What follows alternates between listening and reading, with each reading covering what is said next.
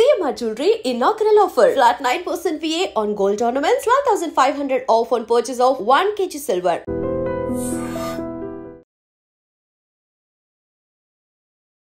Guys మనం ఎంతగానో wait చేస్తున్న ఓజీ ట్రైలర్ కూడా వచ్చేసింది. సెన్సేషన్ అనేది కూడా క్రియేట్ చేస్తుంది పవన్ కళ్యాణ్ గారి మాస్ సంభవం. They call him OG.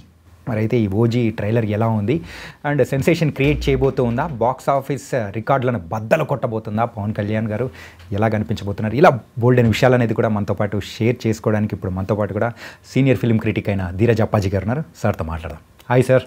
Hi Chanakya. OG గురించి పేరు దిగానే నాలో ఒక పూనకం వచ్చేస్తుంది. ట్రైలర్ అలా ఉంది అండ్ ప్రీ రిలీజ్ ఈవెంట్ చూసినప్పుడు కూడా అంటే పవన్ కళ్యాణ్ గారి సో మొత్తం ఏంటంటే అంత వర్షం పడుతున్నా కానీ ఆయన తెచ్చిన ఊపుతోనే ఆ యొక్క ఈవెంట్ సక్సెస్ అయిందేమో అని కూడా అనిపించింది. ఇంతకు ఎలా ఉంది సార్ ట్రైలర్? ఎలా ఉంది? ట్రైలర్ చాలా ఎక్స్ట్రాడినరీగా ఉంది. నువ్వు అన్నట్టు అసలు వర్షాన్ని లెక్క చేయకుండా ఒక ఫంక్షన్ అంత విజయవంతం కావడం, బ్లాక్ బస్టర్ అవడం అనేది చాలా అరుదు కదా. జనరల్గా చిన్న చినుకులు పడుతుంటేనే అందరూ పరిగెడుతుంటారు కదా. అటువంటిది కుండపోతగా వర్షం పడుతున్నా కూడా లెక్క చేయకుండా దాన్ని ఎంజాయ్ చేశారంటే సినిమా కోసం ఎంత ఏగర్గా వెయిట్ చేస్తున్నారనేది మనకి తెలుస్తుంది. అలాగే నాకు తెలిసి పవన్ కళ్యాణ్ కెరీర్లోనే ఈ సినిమాకి బిజినెస్ పరంగా కూడా విపరీతమైనటువంటి హైప్ క్రేజ్ వచ్చింది. దాదాపుగా థియేటర్ కలగానే 200 కోట్లు, సుమారుగా 200 కోట్ల వరకు బిజినెస్ అయిందని మనకు తెలుస్తుంది. దాన్ని అందుకునేలాగా, దానికి రీచ్ అయ్యేలాగా ట్రైలర్ ఉందని చెప్పొచ్చు. అయితే ట్రైలర్ జస్ట్ ఒక 2-3 రోజులు ముందు విడుదల చేయడంలో అసలు అర్థం లేదు కదా. అది మాత్రం గుండెలో గుచ్చినట్టు ఆ డిలే అనేది ఫ్యాన్స్ అనే కాదు, జనరల్గా కూడా ఇప్పుడు ఒక సినిమా వస్తుంది, ఇంక ఎల్లుండు చూడబోయే 2-3 రోజులు చూడబోయే సినిమాకి ట్రైలర్ ఎందుకు? కనీసం బాలీవుడ్లో అయితే చూడు, ఒక 3 months బిఫోర్ రిలీజ్ చేస్తారు, 3-4 months బిఫోర్ రిలీజ్ చేస్తుంటారు. కనీసం 1 month, కనీసం ఒక 2 weeks బిఫోర్ రిలీజ్ చేయాలి. మరి అంత ఎక్స్పెక్ట్ చేయకుండా 1 week ముందైనా చాలు సార్. అదే అంటే ఏదైనటువంటి టెక్నికల్ ప్రాబ్లమ్స్ వాళ్ళు ఫేస్ చేయాల్సి వచ్చిందో మనకి తెలియదు. అందువల్ల దాని గురించి మనం ఎక్కువ కామెంట్ చేయకూడదు. కానీ లేట్గా వచ్చినా కూడా దీనికి విపరీతమైనటువంటి క్రేజ్ ఉంది కాబట్టి, అంటే ట్రైలర్ రిలీజ్ చేయకపోయినా కూడా మొదటి 3 రోజులు హౌస్ఫుల్స్ అయిపోయి మొత్తం ఇండస్ట్రీ రికార్డ్స్ అన్నీ కూడా రీరైట్ చేసేలాగా దీనికి క్రేజ్ ఉంది కాబట్టి దాని గురించి పెద్దగా ఇది చేయాల్సిన అవసరం లేదు. బట్ అంటే ఇది పవన్ కళ్యాణ్కి కూడా చాలా ప్రతిష్టాత్మకమైనటువంటి సినిమాగా మనం చెప్పొచ్చు. ఎందుకంటే బ్యాక్ టు బ్యాక్ ఇప్పుడు ఆయన కెరీర్లోనే ఫస్ట్ టైము ఒక 2-3 నెలల వ్యవధిలో 2 సినిమాలు రావడం కెరీర్లోనే లేదు కదా. అంతకుముందు హీరోలు ఎన్టీఆర్, ఏఎన్ఆర్ వాళ్ళకి సంవత్సరానికి 10 సినిమాలు 18 సినిమాలు అలాగ వచ్చిన ఇవి ఉన్నాయి. కానీ ఈయన ఒక సినిమా వచ్చిందంటే మళ్ళీ ఒక సంవత్సరం 2 సంవత్సరాల వరకు కెమెరాకు దూరంగా ఉండడం ఇవన్నీ మనం చూస్తున్నాం.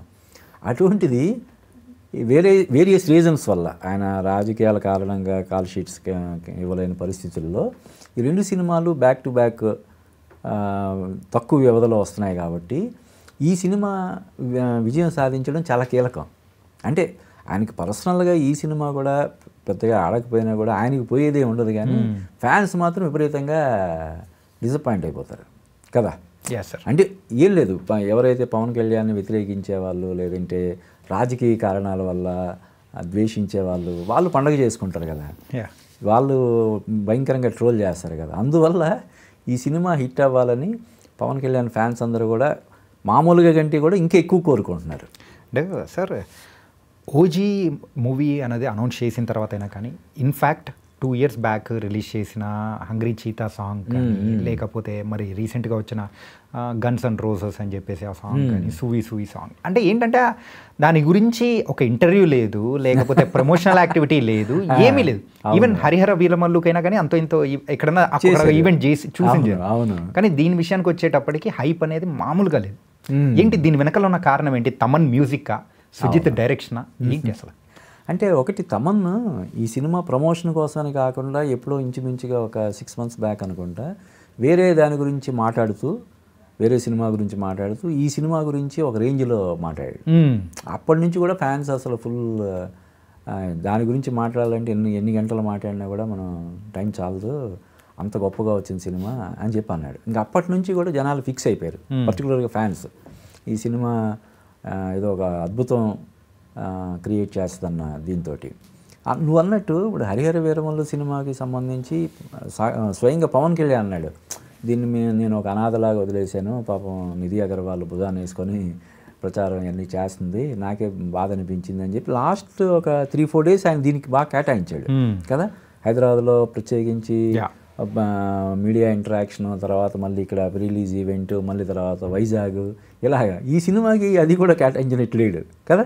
మరి సినిమా అంటే ఆల్రెడీ దీనికి విపరీతమైనటువంటి హైప్ ఉంది, దీన్ని ఇంకా ఎందుకు పెంచడం అన్న ఉద్దేశంతో అయ్యి ఉండొచ్చు కదా. విపరీతమైన క్రేజ్ ఉంది అంటే అది గ్రాఫిక్స్ పరంగా కానీ మరొకటి కానీ కొంత డిలే అవ్వడం, కొంత డిలే ఏంటి 12-13 సార్లు పోస్ట్ పోన్ అయింది ఆ సినిమాకి. కాబట్టి ఆ సినిమాని కనీసం ఇది చేయాలన్న ఉద్దేశంతో ఆయన స్వయంగా రంగంలోకి దిగి చేశాడు. ఈ సినిమాకి అటువంటిది అవసరం లేదని అనుకుని ఉంటారు ఆల్రెడీ విపరీతంగా. ఇప్పుడు ఆయన ఇంకో మాట అన్నాడు, సుజిత్ కనుక నా కెరీర్లో ముందే కలిసి ఉంటే, నాతో సినిమా చేసి ఉంటే నేను అసలు పాలిటిక్స్లోకి వచ్చేవాడిని కాదేమో అన్నాడు. అంటే అది చాలా పెద్ద అంటే అంతగా ఎంజాయ్ చేశాను దీన్ని, ఆ ప్రాసెస్ని అంతగా ఎంజాయ్ చేశాను నేను చెప్పకుండానే చెప్పాడు. తర్వాత ఇప్పుడు ఆయన ఆ రోజు మాట్లాడిన మాటలు కానీ లేదంటే ఆయన బాడీ లాంగ్వేజ్ కానీ చూసి కొంతమంది కామెంట్స్, అరే ఆయన ఉప ముఖ్యమంత్రి అని చెప్పండి రా బాబు, డిప్యూటీ సీఎం అని చెప్పండి, ఆయనకి మర్చిపోయినట్టున్నాడు. కానీ పవన్ కళ్యాణ్ గారిని ఇప్పటి వరకు ఎప్పుడు అలా చూడలేదేమో సార్. ఏంటంటే ఒక పబ్లిక్గా జరిగే ఒక ఈవెంట్లలో అంత యాక్టివ్గా ఫుల్ జోష్గా కాన్ఫిడెంట్గా అలా ఎప్పుడు చూడలేదనిపించింది. అవును అవును. ఏదైనా కానీ ఒక ఈవెంట్ జరిగే ముందు సో ఆ మూవీ రిజల్ట్ ఎలా ఉంటుంది ఏంటి అనేది జరిగే ఈవెంట్స్లలో హీరోస్ ఒక ఫేస్ రియాక్షన్స్ని బట్టి కొంచెం అంచనా వేసేస్తూ ఉంటారు మీలాంటి వాళ్ళు. అవును అవును. సో ఇక్కడ మాత్రం అంత జోష్ నెవర్ ఎక్స్పెక్ట్ అసలు అసలు ఎప్పుడు లేదు. ఇంకొకటి ఏంటంటే రాజకీయ కారణాల వల్ల ఆయన కొంచెం బాడీ వెయిట్ అది పుటాన్ చేసి ఇలాగా ఉన్న పరిస్థితి నుంచి ఇప్పుడు నీకు హరిహర వీరమల్లు టైంకి కానీ ఇప్పుడు కానీ చూడు, సినిమాలో పవన్ కళ్యాణ్కి బయట పవన్ కళ్యాణ్కి పెద్ద తేడా కనిపించట్లేదు కదా. లేకపోతే ఏమంటారు, అంత గ్రాఫిక్ రా అని చెప్పి ఇది చేయడానికి అవకాశం లేకుండా ఆయన అంత ఫిట్నెస్ పరంగా అంత కేర్ తీసుకోవడం అన్నది నిజంగా హ్యాట్స్ ఆఫ్ చెప్పాల్సినటువంటి విషయం అన్నమాట. అండ్ ట్రైలర్ చూసిన తర్వాత ఎలా అనిపించింది సార్? అదే అంటే ఫ్యాన్స్కి ఒక ఫీస్ట్ లాగా, ఫ్యాన్స్ అనే కాదు రెగ్యులర్ సినిమా లవర్స్ అందరికి కూడా ఒక ఫీస్ట్ లాగా ఉంటుందని అనిపిస్తుంది నాకు. అండ్ స్టోరీ కూడా చూస్తూ ఉంటే రెగ్యులర్ స్టోరీ లైనే, అవును, కాకపోతే అది పవన్ కళ్యాణ్ గారి ట్రీట్మెంట్, సుజిత్ గారి అవును డైరెక్షన్ అనేది మనకు అవునవును. అంటే ముఖ్యంగా సుజిత్ అంతకుముందు ప్రభాస్తో చేసినటువంటి సినిమా కొంత డిసప్పాయింట్ చేసిన నేపథ్యంలో, అంటే బాహుబలి తర్వాత రావడం వల్ల సాహో సినిమా అంచనాలని అందుకోలేకపోయింది. అయినప్పటికీ దాదాపుగా ఒక 500 crores వరకు కలెక్ట్ చేసింది. కానీ బాహుబలితో కంపేర్ చేసినప్పుడు ఆ సినిమా కొంత డిసప్పాయింట్ చేసిందని చెప్పి ఒక ఇది. దానికి ముందు అతను డైరెక్షన్ చేసినటువంటి సినిమా పెద్ద హిట్, శర్వానంద్ తోటి చేసిన సినిమా. ఈ మళ్ళీ సాహోకి దీనికి చాలా గ్యాప్ వచ్చింది, టైం దొరికింది అతనికి. ఏదైతే సాహోతో అతనికి వచ్చిన చిన్న ఇది ఉందో, డిసప్పాయింట్మెంట్ ఉందో, దాన్ని మొత్తం ఇది చేసేలాగా, మటుమాయం చేసేలాగా ఈ సినిమా కోసం కష్టపడి ఉంటాడని నేను అనుకుంటున్నాను. డెఫినెట్గా పవన్ కళ్యాణ్ ఫ్యాన్స్ అందరూ, ముఖ్యంగా రీసెంట్గా వచ్చిన హరిహర వీరమల్లు మిగిల్చిన ఆ నిరాశని ఇది పారద్రోలేలాగా ఉందని నాకు అనిపిస్తుంది. అండ్ కటానాతో ఆయన ఎంట్రీ కానీ అంటే చెప్పుకుంటూ పోతే చాలానే ఉన్నాయి. అవునవును. అండ్ సార్ మరి ఎక్స్పెక్టేషన్స్ పెట్టుకోవచ్చు అంటారా? డెఫినెట్గా. అంటే దీనికి బెస్ట్ ఎగ్జాంపుల్ ఏంటంటే మనం కాదు, మనం ఏముంది, నీలాంటి ఫ్యాన్స్ అయితే 1000 రూపాయలు పెట్టి కొని చూస్తారు, మేమైతే మీడియా దాంట్లో ఫ్రీగా చూస్తాం. కానీ ఇప్పుడు ఇందాక నేను చెప్పాను, ఈ సినిమాకి దాదాపుగా 200 కోట్లు బిజినెస్ అవ్వడం అనేది.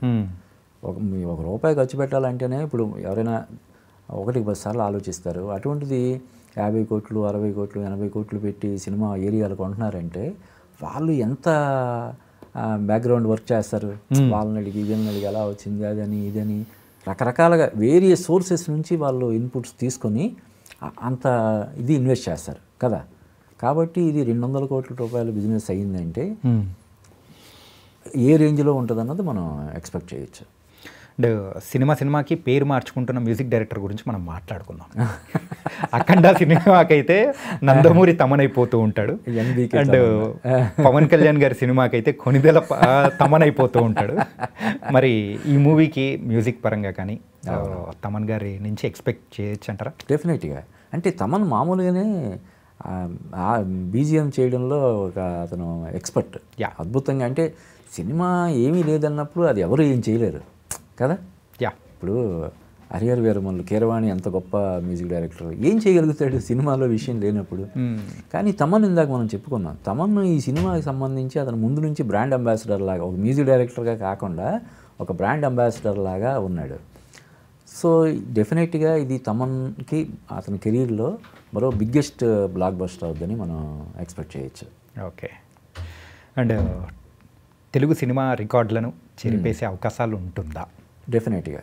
అంటే చెప్పాను కదా, దీనికి జరిగిన బిజినెస్ని మనం దృష్టిలో పెట్టుకుని ఉంటే, దాన్ని దృష్టిలో పెట్టుకొని మనం మాట్లాడినప్పుడు ఖచ్చితంగా ఇది మళ్ళీ ఒక రికార్డ్స్కి ఒక బెంచ్ మార్క్ లాగా నిలిచే అవకాశం ఉందని మనం చెప్పొచ్చు. అది కాకుండా ఇంకా హాలిడే సీజన్, అది ఇంకా సీజన్ అడ్వాంటేజ్ కూడా. ఇప్పుడు మామూలుగానంటే అసలు ఏ సీజన్ ఏం లేకుండా వస్తేనే ఒక దీనిలాగా ఉంటుంది కదా, ఒక సునామీ లాగా ఉంటుంది.